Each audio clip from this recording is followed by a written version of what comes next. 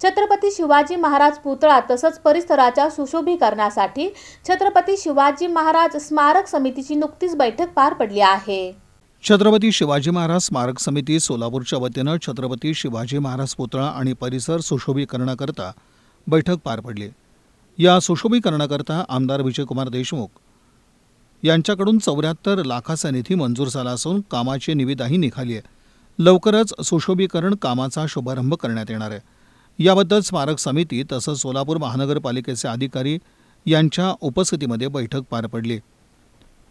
पुतळा सुशोभीकरणाबाबत समितीच्या सदस्यांनी सूचना मांडल्या। आता हा निधी दिलाय, हा किती आर्किटेक्चर इथं आलेले महापालिकेचे लोक आहेत ते आपल्याला सांगतील की पुरणार आहे का, अजून जरी वाढीचा निधी लागत असेल तर येणाऱ्या डीपीडीसी मध्ये आमदार साहेब आपल्याला उपलब्ध करून देतील।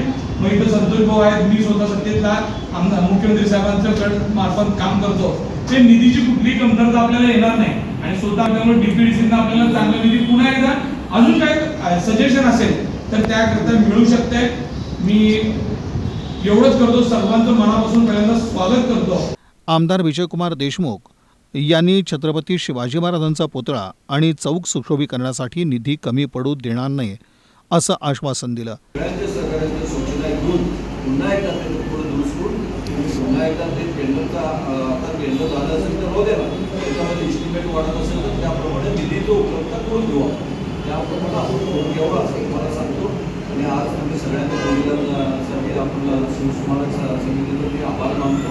आपल्या सगळ्यांचं आपला या सोलापूर शहरामध्ये जेव्हा संभाजी महाराजांपासून ते आपल्या संभाजी महाराजांच्या पुतळ्यापासून पुढे येतो मग अनेक महाराजांचं जेव्हा पुतळा दिसतं मला अनेक दिवसापासून वाटत होती महाराजांचं आपण संभाजी महाराजांचं केलं महाराजांचं तसं आहे ते अभव्य दिसायला पाहिजे।